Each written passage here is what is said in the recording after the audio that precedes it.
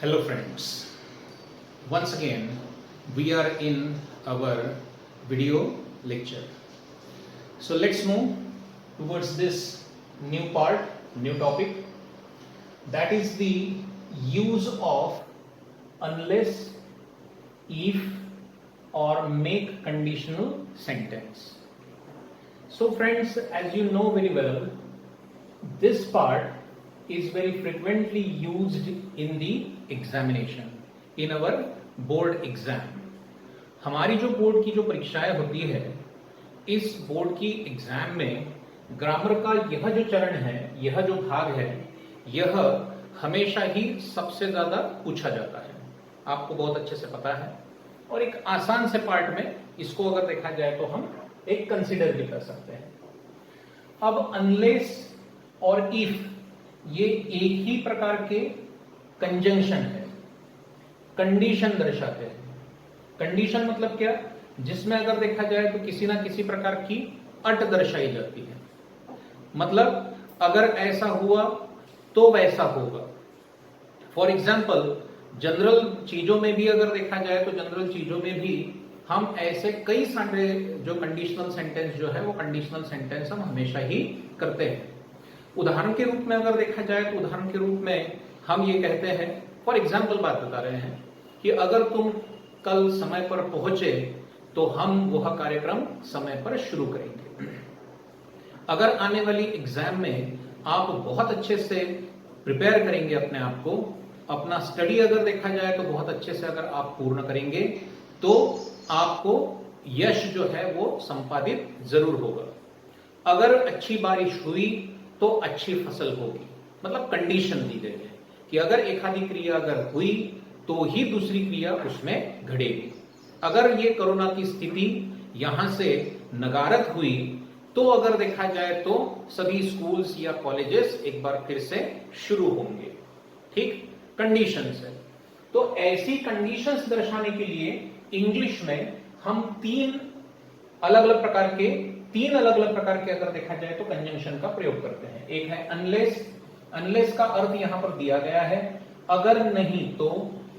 दूसरा जो कंजंक्शन है वो है इफ, अगर मगर ये होता है। और तीसरा जो आता है वो आता है वेदर, WHETHER। वेदर मतलब अगर देखा जाए तो अगर मगर।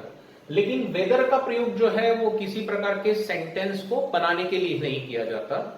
ठीक है, किसी प्रकार के सेंटेंस को बनाने के लिए अनलेस से इफ का प्रयोग और इफ से अनलेस का प्रयोग किया जाता है। और इसीलिए अगर देखा जाए तो ये एक कंडीशन दर्शक कंजंक्शन कहते हैं जिसका हमें प्रयोग करना है। बात समझ में आ गई? अब कभी कभी आपको ये नहीं बताया जाता कि आपको कंडीशनल सेंटेंस कभी कभी आपको ये नहीं बताया जाता कि आपको अनलेस का प्रयोग करना है या इफ का प्रयोग करना है। कभी कभी आपको ऐसा बताया जाता है कि मेक कंडीशनल सेंटेंस। अब कंडीशनल सेंटेंस मतलब क्या? जिसमें एक कंडीशन शो की गई है, ऐसा सेंटेंस अगर देखा जाए तो हमें बनाना है। अब कंडीशन कैसे शो करेंगे? अगर हम अनलेस या इफ का प्रयोग करेंगे तो कंडीशन शो होगी, और तब अगर देखा जाए तो हम उस सेंटेंस को कंडीशनल सेंटेंस ऐसा भली भांति संबोधित कर सकते हैं। So that is the matter. अब हम पहले पार्ट में, यहां पर जो हम पहला पार्ट जो देख रहे हैं, इस पहले पार्ट में okay means we are just going through the first part of this conditional sentence और यूज अनलेस और यूज इफ। इसमें अगर देखा जाए तो we are just learning use unless. अब सबसे पहले तो अनलेस का आप अर्थ अच्छे से देख लीजिए। अनलेस मतलब अगर देखा जाए तो अनलेस मतलब होता है अगर नहीं तो। अगर मगर ये अर्थ होता है इफ का, लेकिन अनलेस का अर्थ होता है अगर नहीं तो। अगर ऐसा नहीं हुआ तो वैसा नहीं होगा। मतलब निगेटिव अगर देखा जाए तो मीनिंग को अनलेस शो करता है। तो देखिए यहां पर हमने ये बताया है कि अगर आपको अनलेस का प्रयोग अगर करना है तो अनलेस मीन्स क्या होता है? If plus not. अगर आपको वाक्य में अनलेस का प्रयोग करना है तो आपके वाक्य में क्या होना चाहिए? इफ होना चाहिए।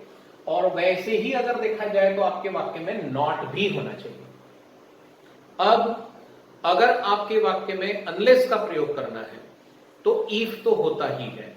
If you want to do the use unless, so the sentence of if is given. There is no any part. There is no any problem. लेकिन most of the time, okay, not is given and most of the time not is not given. अब बहुत ज्यादा समय पर अगर देखा जाए तो not आपको दिया जाता है और कभी कभी not नहीं भी दिया जाता है, और इसी पर आधारित ये संपूर्ण भाग अगर देखा जाए तो डिपेंड है.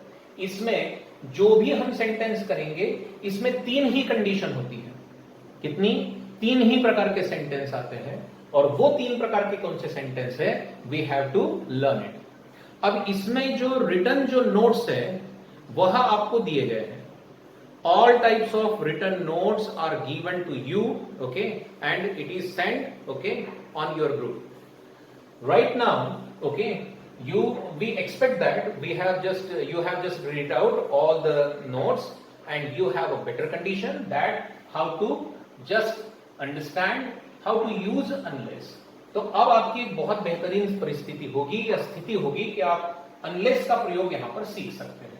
बहुत आसान है. बस ये 3 कंडीशन अगर आपने ख्याल में रख दी तो आप किसी भी प्रकार का जो सेंटेंस जो है वो किसी भी प्रकार का सेंटेंस आप भली बात इसमें कर सकते हैं. ओके, इसमें कोई आपको अगर देखा जाए तो डाउट नहीं होना चाहिए. So the first sentence is given. देखिए, हैव अ लुक.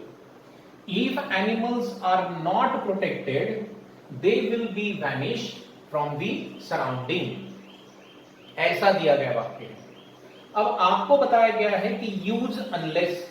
अब ब्रैकेट में उधर दिया जाता है, इधर में ब्रैकेट में दिया जाएगा यूज अनलेस, मतलब आपको अनलेस का प्रयोग करना है.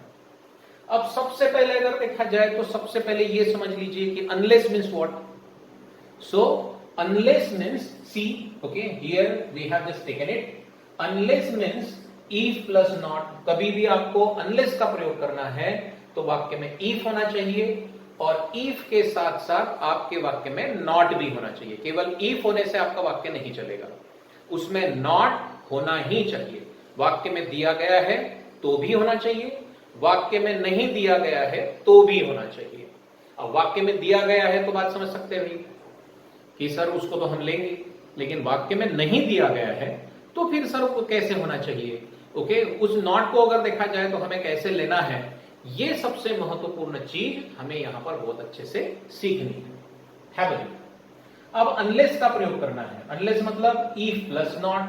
अगर नहीं तो ये देखिए नहीं ऐसा अर्थ आता है अनलेस में, तो इसीलिए नॉट आना चाहिए. अब देख लेते हैं कि अनलेस का प्रयोग अगर करना है तो वाक्य में इफ भी चाहिए और नॉट भी चाहिए. तो कहां पर दिखता है, ये देखिए वाक्य के शुरू में ही इफ दिख रहा है. सो the first clause is of the conjunction if. पहले ही क्लॉज में अगर देखा जाए तो if जो है ये कंजंक्शन दिया गया है. बिल्कुल सही, अपने को मिल गया है, कोई प्रॉब्लम नहीं. लेकिन केवल if निकालने से हम अनलेस का प्रयोग कर सकते हैं क्या? अनलेस मतलब if होता है क्या? एकदम सही है. अनलेस मतलब if नहीं होता है. तो क्या होता है अनलेस मतलब? if plus not. मतलब आपको if तो निकालना ही है, उसमें कोई दोहराई नहीं है, but you should also search for the not and you should also delete okay if plus not okay from the sentence and then you can use unless. तो भाई सबसे पहले जहां पर if का जो क्लॉज है उस if के क्लॉज में सबसे पहले देख लेते हैं कि नॉट है क्या. दिख रहा है क्या? हाँ, ये दिख रहा है. ये देखिए आर नॉट दिया गया है. अब इसमें दिया गया है if के ही क्लॉज में नॉट जो है वो दिया गया है, तो हम क्या करेंगे, पहले इस क्लॉज से इफ और उसी क्लॉज से नॉट जो कि दिया गया था तो उसको हटा देंगे और बाकी का वाक्य जो है वो अनलेस के प्रयोग के साथ हम कर देंगे. तो अनलेस का प्रयोग हमें करना कहां पर है, जहां हमने इफ को रखा था उसी इफ को हमने निकाला, ओके, उसको रिमूव किया बाय यूजिंग अनलेस. अनलेस को यूज करके तो इफ के जगह पर अनलेस आ गया. फिर फर्स्ट क्लॉज जो है वो जैसे के वैसा रखेंगे. Unless animals are. अब ये नॉट तो इफ और नॉट किस में आ गया, अनलेस में आ गया. ये दोनों भी मर्ज हो गए. इफ प्लस नॉट ये आ गया किसमें, अनलेस में. तो फिर यहां पर आर को नॉट लगेगा क्या, बिल्कुल नहीं लगेगा, वो आ गया है इसमें ऑलरेडी. अनलेस में, इसीलिए फिर protected, okay, unless animals are protected, comma, और दूसरा जो क्लॉज है वो जैसे के वैसे हम लिख लेते हैं, उसमें कोई चेंजेस नहीं हो। Vanish from the surrounding, from the surrounding, this is what each and everything. देखिए पहले ही क्लॉज में इफ भी था, नॉट भी था, उसको कन्वर्ट किया हमने अनलेस में, अनलेस का प्रयोग हमने इफ के जगह पर रख दिया, और बाकी का संपूर्ण वाक्य जो है वो हमने पूरा कर दिया। Is that clear? It's very easy part, बस इतना ख्याल में रखना है, मैं बार बार आपको बता रहा हूं, you should only keep in mind that unless means if plus not, okay, and you have to use if plus not while using unless. That's it. That is only the main function which you have to remember about. चलिए, let's move towards the second sentence. क्या बोलता है second sentence? देखिए, it would be worthless if I did not look for others' benefits. Okay? ये दिया गया sentence है, आपको ब्रैकेट में दिया जाता है use unless। अब अनलेस का प्रयोग आपको अगर कहा गया है तो सबसे पहले क्या करना पड़ेगा अपने को? एकदम सही बात कर रहे हैं, बिल्कुल सही, ओके। सबसे पहले अगर देखा जाए तो सबसे पहले हमें इफ प्लस नॉट ढूंढना पड़ेगा, पहले तो इफ ढूंढना पड़ेगा। तो कहां है ये? इट है, this is not if, it is it. It would be worthless, आप देखिए यहां पर है इफ। अब इफ दो क्लॉज के बीच में है, मतलब इफ का क्लॉज कौन सा हो गया? ये दूसरा हो गया। Am I right or not? अगर फर्स्ट क्लॉज में इफ होता, जैसे ये फर्स्ट सेंटेंस में है, यहां पर अगर इफ है तो ये किस में आया? फर्स्ट क्लॉज में आया। और अगर ये दो वाक्य के बीच में अगर आया तो इसका मतलब क्या हुआ? इसका मतलब ये हुआ कि the if is given in the second clause. Is that clear? Okay, good. Now we have to remove this if. Okay, why we have to remove this? Because we have to use unless. Unless का हमें प्रयोग करना है। Unless का अगर हमें प्रयोग करना है तो किसके जगह पर करेंगे? if के जगह पर करेंगे, तो if को निकालना पड़ेगा।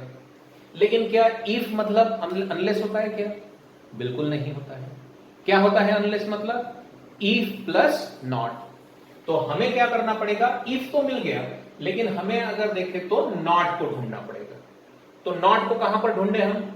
एकदम सही बात है कि जो if का जो क्लॉज है वो if के क्लॉज में हम सबसे पहले ढूंढेंगे। if के क्लॉज में हम सबसे पहले ढूंढेंगे कि भाई इसमें नॉट है क्या।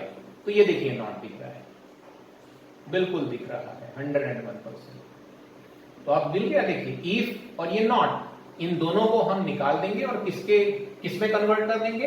अनलेस में कन्वर्ट कर देंगे। तो देखिए अभी ये पहला वाक्य हम, पहला जो क्लॉज है वो जैसे कि वैसे भी रख सकते हैं, इट वुड बी वर्थलेस ऐसे भी रख सकते हैं, या सेकेंड क्लॉज को आप सामने भी ले सकते हैं। You have to keep this second clause at the beginning, ऐसा भी कर सकते हैं। हम जैसा है वैसे के वैसे ही यहां पर करते हैं। तो हमने क्या किया? Worthless, okay, it would be worthless. अब इफ के जगह पर क्या आ जाएगा? अनलेस आ जाएगा। Unless means if plus not. तो अब यहां पर हमने इफ प्लस नॉट को अनलेस में कन्वर्ट कर दिया। अब यहां पर देखिए नॉट अगर गया और नॉट के पहले, हमेशा ख्याल में रखिएगा, नॉट के पहले अगर डू नॉट, डज नॉट या डिड नॉट अगर है, कितने हेल्पिंग वर्ब बताए मैंने? मात्र 3 helping verb. Do not, does not या डिड नॉट अगर है तो हमें इस नॉट के साथ में इसको भी निकालना है। हाँ, इसको छोड़कर दूसरे कोई है तो नहीं निकालेंगे। जैसे देखिए अब यहां पर आर नॉट था तो आर को निकाला क्या हमने? नहीं निकाला। लेकिन ये सिंपल प्रेजेंट और सिंपल पास्ट टेंस के जो हेल्पिंग वर्ब है, डू, डज, डिड, ये केवल नॉट लगाने के लिए यहां पर आए थे, इसलिए नॉट निकला तो ये डिड भी निकल जाएगा, नॉट निकला तो डू भी निकल जाएगा, नॉट निकला तो डज भी निकल जाएगा। बस केवल 3 के बारे में ये चीज ख्याल में रखनी है, बाकी के लिए नहीं। तो ये डिड को भी निकाल दिया, लेकिन जैसे ही हमने डिड को निकाल दिया वैसे टेंस न बदले, क्योंकि did is the helping verb of simple past tense. So if we delete or if we remove did, so it would be okay present tense if we never apply ed to that main verb first form. इसीलिए देखिए simple past tense कायम रहने के लिए did हमने जब निकाला तो यहां पर मेन वर्ब के सेकेंड फॉर्म को हमें बनाना है. देखिए लुक का हमने क्या किया, लुक्ड किया. अंडरस्टूड. ये फॉर बाकी का कुछ नहीं है. Others benefits, that's it. This is what the sentence. If plus not को कन्वर्ट किया हमने अनलेस में. ओके और यहां पर डीड था तो डीड को भी हमने निकाला क्योंकि वो केवल नॉट लगाने के लिए आया था. जब नॉट निकल गया तो डीड का भी कोई अर्थ नहीं था, तो इसलिए हमने डीड को निकाला और लुक को हमने लुक्ड में कन्वर्ट कर दिया. That is the most important thing you have to keep in mind. Okay that's it. No other okay part that is very critical in that part. चल let's have to move towards the third sentence. समझ में आ रहा है कि नहीं आपको? एकदम मजा आ रहा है. ओके एकदम बढ़िया. अगर देखा जाए तो बढ़िया तरीके से आप समझ उसको ले रहे हैं ना. देखिए इंग्लिश का पार्ट जितना ज्यादा आप अच्छे से पढ़ोगे, उसको प्रिपेयर करोगे, उतना ही ज्यादा आपको एंजॉय भी आएगा. लेकिन स्टडी बहुत महत्वपूर्ण होती है. देखिए किसी भी सब्जेक्ट में आगे बढ़ने के लिए जबकि स्टडी तब करना बहुत आवश्यक होता है. अगर आपने उसको नहीं पढ़ा है, उसके पॉइंट्स को नहीं पढ़ा है, तो फिर समझने में दिक्कत जाएगी. ओके तो ये सारी चीजें आपको अच्छे से समझ में रखनी है. देखिए now if she says me yes, I cannot say her no. जब भी वो मुझे हां कहती है I cannot say her no, उस वक्त मैं उसको ना नहीं बोल सकता. जब भी कभी वो मुझे हां बोलती है तब अगर देखा जाए तो मैं उसको ना नहीं बोल सकता. ऐसा सेंटेंस दिया है. फिर से एक बार क्या कहा है, यूज अनलेस. अनलेस का प्रयोग करना है. क्या चाहिए फिर वाक्य में बताइए तो क्या लगेगा हमें वाक्य में? इफ प्लस नॉट मतलब अनलेस. तो इफ प्लस नॉट तो लगेगा ही लगेगा. तो चलिए भाई सर्च करते हैं. तो ये देखिए इफ तो वाक्य के शुरू में ही दिया है. If is given at the beginning, at the opening of the sentence. Okay the conjunction is this. बिल्कुल सही है कि इस इफ को निकाल देंगे. लेकिन केवल इफ से इफ को निकालेंगे तो चलेगा क्या? नहीं. क्या चाहिए? और नॉट चाहिए. बिल्कुल सही. तो नॉट पहले इफ के क्लॉज में देख लेते हैं, इसमें नॉट है क्या? शी सेज मी यस, बिल्कुल भी नो नॉट नहीं है. नो नॉट नेवर, कोई भी निगेटिव वर्ड नहीं है. नहीं है. जब हमारे यहां पर नहीं है तब हम दूसरे के घर में देखेंगे. वो रहता है ना कि कभी हमारे घर में मेहमान आए. ओके और मम्मी ने मतलब पापा ने बता दिया कि भाई चलो चाय किया जाए. अब मम्मी देख रही है कि भाई चाय करते समय ओके शक्कर ही नहीं है. लो 2 दिन से पप्पा को बता रही थी कि शक्कर लाना है लाना है लाना है, लेकिन पप्पा ने आपकी कोई शक्कर लाई नहीं, भूल गए वो भी. ठीक है. अब अगर देखा जाए तो पप्पा ने तो मेहमानों के सामने ऑर्डर तो दे दिया भाई शक्कर चाय बनाना है, लेकिन शक्कर तो है नहीं. तो उस वक्त मम्मी क्या करेंगी?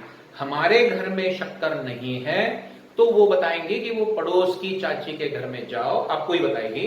ओके कि देखो बेटा पिंकू, ओके आप अगर देखा जाए तो पड़ोस के घर में जाओ और वहां से अगर देखा जाए तो एक जो भी रहेगा ओके मतलब एक ढक्कन या एक जो बाउल है वो उसमें अगर देखा जाए तो भरकर तुम शक्कर लेके आओ.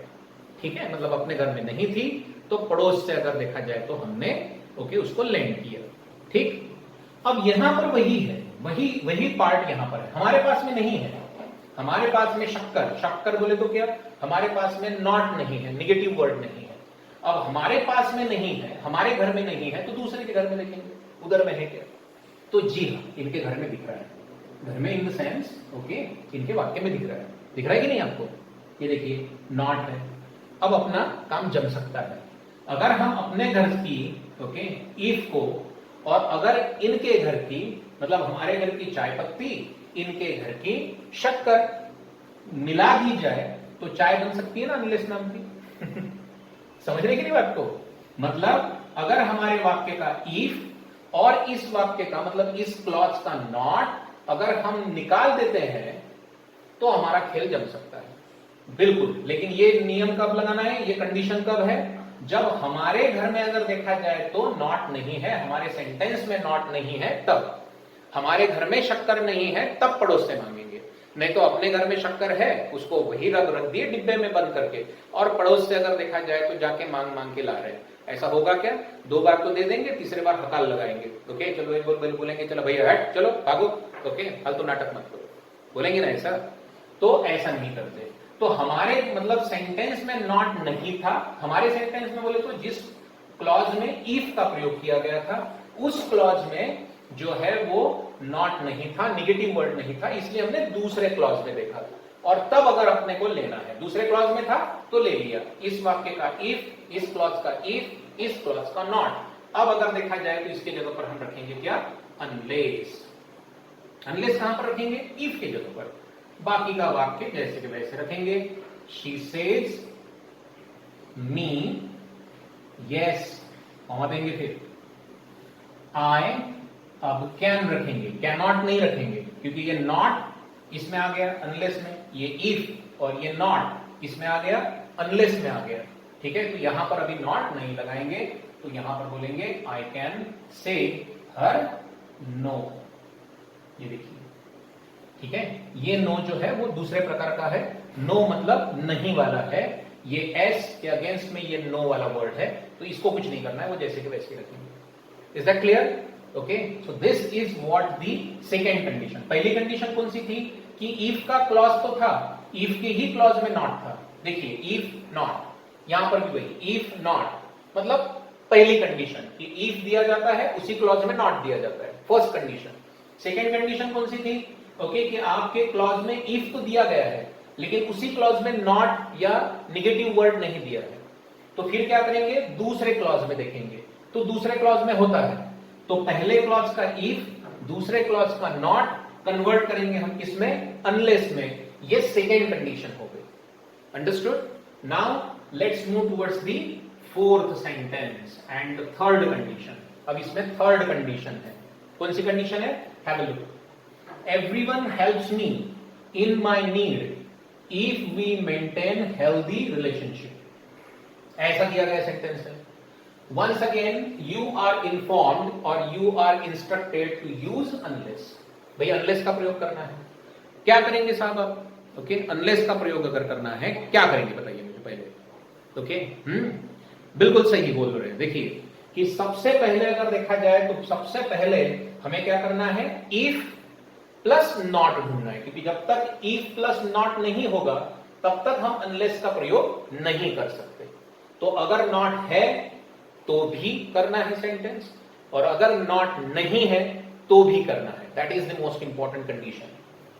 अब देखिए ये इफ जो है ये यहां दिया गया है, मतलब सेकेंड क्लॉज में दिया गया है, राइट? अब हम ये थोड़ा सा अलग प्रकार से करते हैं, मतलब अलग प्रकार से मतलब वही है, लेकिन पहले अगर देखा जाए तो हमने देखो ये यहां पर भी इफ था, तो हमने क्या किया? इसको बीच में ही अनलेस को डाल के सेंटेंस किया। हम अभी हम क्या करते हैं? वैसे भी कर सकते हैं, पहले ये सेकंड सेंटेंस के जैसा भी कर सकते हैं, लेकिन अब हम इसको उठाकर सामने भी ला सकते हैं।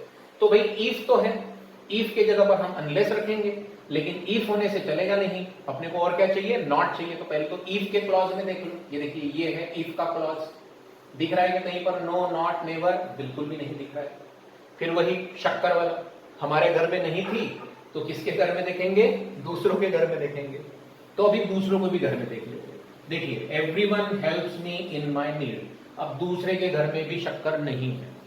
आप गए मांगने के लिए पड़ोस की आंटी के घर में, तो वो बोल रही है अरे क्या पिंकू, ओके तुम्हारे अंकल को भी अगर देखा जाए तो मैंने 2 दिन से शक्कर लाने के लिए बोला है, लेकिन ये लॉकडाउन की वजह से ना बेटा उन्होंने भी शक्कर नहीं लाई। I am very very sorry. उनको बड़ा फील हुआ, गिल्टी फील हुआ कि आप कभी उनके घर में मांगने नहीं जाते, और इस बार अगर आप गए तो वो आपकी मदद नहीं कर पा रही है। अब दोनों भी घर में शक्कर नहीं है, ठीक है ऐसा। तो अब क्या करें? मतलब दोनों की घर में शक्कर नहीं है तो शक्कर का विषय अलग है। अब दोनों भी घर में नॉट नहीं है, दोनों भी सेंटेंस में नॉट नहीं है, और हमें तो करना है अनलेस का प्रयोग, उसके सिवाय तो जम नहीं सकता। अब दोनों भी सेंटेंस में नॉट नहीं है तो हम अपने मन से ले सकते हैं। यहां पर भी हम ले सकते हैं नॉट, लेकिन केवल एक वाक्य में लेंगे और दूसरे में नहीं लेंगे तो उसको गुस्सा आ जाएगा। इसमें लिया मुझे नहीं दिया, ऐसा गुस्सा आ जाता है। घर में देखिए दो भाई बहन है और एक के लिए अगर कपड़े लिए तो दूसरे को गुस्सा आ जाता है अगर उसके लिए नहीं लिए, तो होता है कि नहीं? सेम इधर होता है। तो इसलिए इसको गुस्सा ना है, इसलिए देखो इसके लिए भी नए कपड़े, मतलब इसके लिए भी नॉट और इसके लिए भी नॉट, दोनों भी तरफ ले लिए। अब दोनों भी तरफ लेने का फायदा यह होता है कि मीनिंग जो है आपके सेंटेंस का चेंज नहीं होगा। अगर एक ही तरफ लेते और दूसरे तरफ नहीं लेते तो सेंटेंस का मीनिंग आपका चेंज हो जाता। ठीक है, इसलिए उसको क्या किया हमने, नॉट को बैलेंस किया। अब देखिए आ गया इफ और अब आ गया नॉट, दोनों की तरफ जो हमने लिया था। अब देखिए ये इफ और ये नॉट को हम कन्वर्ट कर देंगे किसमें, अनलेस में। ये देखिए अनलेस आ गया आपका, इसमें आ गया इफ भी आ गया, नॉट भी आ गया। अब वो पहला वाला वाक्य पूरा करेंगे, वी मेंटेन, मतलब ये पहला वाला वाक्य बोल दे तो ये फर्स्ट क्लॉज जिसमें इफ है, इसको हमने उठाकर ये सामने लिया है। बात समझ रहे हैं? इसको उठाकर सामने लिया है, तो इफ के जगह पर अनलेस लगाया, वी मेंटेन हेल्दी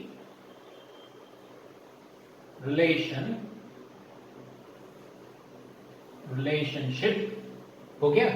अब यहां पर हमें क्या करना पड़ेगा, कॉमा देना पड़ेगा। We have given comma over here, right? So this is what. अब क्या बचा है, ये फर्स्ट क्लॉज बचा है, तो ये फर्स्ट क्लॉज इधर रख देते हैं। अब कॉमा के बाद में एवरीवन का फर्स्ट लेटर ये स्मॉल आ जाएगा। Okay, this is the rule, everyone. लेकिन अब ये इसका नॉट है ना, यहां पर भी नॉट लिया था, यहां पर भी नॉट लिया था, तो ये इफ प्लस नॉट तो इधर आ गया अनलेस में, ठीक है कि नहीं? लेकिन ये नॉट है ना, तो ये नॉट अगर देखा जाए तो हमें कहां लगाना पड़ेगा, हेल्पिंग वर्ब को लगाना पड़ेगा। अब यहां पर अगर कोई हेल्पिंग वर्ब होता, मान लो कि विल होता, कैन होता, डू होता, डीड होता, तो हम उसको सीधा के सीधा उसको लगा देते थे। लेकिन अब यहां पर अड़चन ऐसी है कि यहां पर सीधा मेन वर्ब का फर्स्ट फॉर्म है, सिंपल प्रेजेंट टेंस है, तो सिंपल प्रेजेंट टेंस में नॉट लगाने के लिए हमें यहां पर लेना पड़ेगा डज। सिंपल प्रेजेंट टेंस के दो हेल्पिंग वर्ब, डू और डज, लेकिन यहां पर सब्जेक्ट आपका सिंगुलर है और यहां मेन वर्ब को भी एस लगा है, इसलिए हमने क्या किया है, डज लिया। क्यों लिया डज? क्योंकि ये नॉट जो हमने लिया था इसको लगाना है। ठीक है, ये देखिए दूसरा वाला नॉट हम हेल्पिंग वर्ब को लगा देंगे। अगर हेल्पिंग वर्ब दिए गए सेंटेंस में है तो उसको सीधा लगा देंगे। अब इस वाक्य में हेल्पिंग वर्ब नहीं था, टेंस देखा तो सिंपल प्रेजेंट टेंस था, तो यहां पर हमने डज लिया और अब यहां पर नॉट लगा दिए। अब यहां पर डज आ गया तो फिर यहां पर हेल्प आएगा, हेल्प्स नहीं आएगा, क्योंकि ईएस ऑलरेडी इधर में आ चुका है। Helps me in my need, helps जी me in my need, this is what the sentence. Okay, that's it. देखिए अनलेस आ गया, नॉट इसमें आ गया एक, दूसरा नॉट इधर में आ गया। ये देखो दो जो बैलेंस हमने किए थे नॉट, तो वो, तो ये थर्ड कंडीशन है।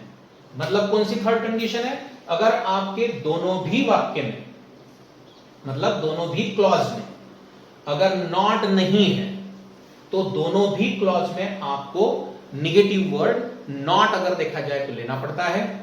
फिर एक नॉट और इफ कन्वर्ट हो जाएगा किसमें, अनलेस में, तो दूसरा जो नॉट जो है वो हम हेल्पिंग वर्ब को लगा देते हैं। अगर हेल्पिंग वर्ब है तो उसी को लगाते हैं, यहां पर नहीं था तो टेंस के अनुसार हमने लिया, फिर उसको नॉट लगाया और यहां पर डज आ गया तो फिर यहां पर हेल्प्स नहीं किया, हमने हेल्प किया। इतनी सारी चीजों को अपने को याद रखना पड़ता है। सो this is all everything about the part of use unless. बस तीन कंडीशन है, फिर से एक बार बताता हूं। अगर आपके सेंटेंस में इफ है और उसी वाक्य में उसी क्लॉज में नॉट है तो इफ प्लस नॉट को निकालकर अनलेस का प्रयोग करिए, फिर तो कोई वांदा ही नहीं। अगर आपके वाक्य में दूसरी कंडीशन इसमें है, सेकेंड कंडीशन थर्ड सेंटेंस में कि अगर आपके वाक्य में इफ तो है लेकिन उस क्लॉज में अगर देखा जाए तो उस क्लॉज में निगेटिव वर्ड नहीं है, नो या नॉट, तो फिर अगर देखा जाए तो दूसरे क्लॉज में देखो, दूसरे क्लॉज में था तो फर्स्ट क्लॉज का इफ और दूसरे क्लॉज का नॉट हम उसको कन्वर्ट कर देते हैं किसमें, अनलेस में, और बाकी का वाक्य जैसे के वैसे लिख लेते हैं। और थर्ड कंडीशन ऐसी है कि भाई इफ का क्लॉज तो दिया गया है लेकिन ना तो इफ के क्लॉज में नॉट है ना तो दूसरे आने वाले क्लॉज में भी नॉट है, दोनों भी क्लॉज में नॉट नहीं है, तो ऐसे समय पर अपने मन से बाय सेल्फ हम नॉट लेते हैं, दोनों भी वाक्य में लेते हैं। फिर इफ प्लस नॉट को हम अनलेस में कन्वर्ट कर देते हैं, और ये जो नॉट जो है वो नॉट को हम हेल्पिंग वर्ब को लगा देते हैं। Is that clear? So this is the most important use of use unless. Okay, so hope so that you will just understand each and everything. Okay, you have it, and you have to just solve each and every part regarding with this. Assignment is given. Okay, so just try to solve each and everything. कोई भी व्यक्ति मुझे सवाल नहीं पूछ रहा है, okay, शायद आप अलग अलग प्रकार की एक्सरसाइज कर नहीं रहे हैं, इसका ये एक मतलब महत्वपूर्ण पार्ट है। अगर आप कर रहे हैं तो आपको अड़चने भी आएंगी, प्रॉब्लम्स भी आएंगे, तो आप मुझे ओके पूछिए कि आपको क्या क्या अलग अलग प्रकार की दिक्कतें जा रही हैं। ओके, तो आज हम अपने वीडियो लेक्चर के इस चरण में यहीं पर रुकते हैं। See you then, we will be just there in the next video. See you then, bye.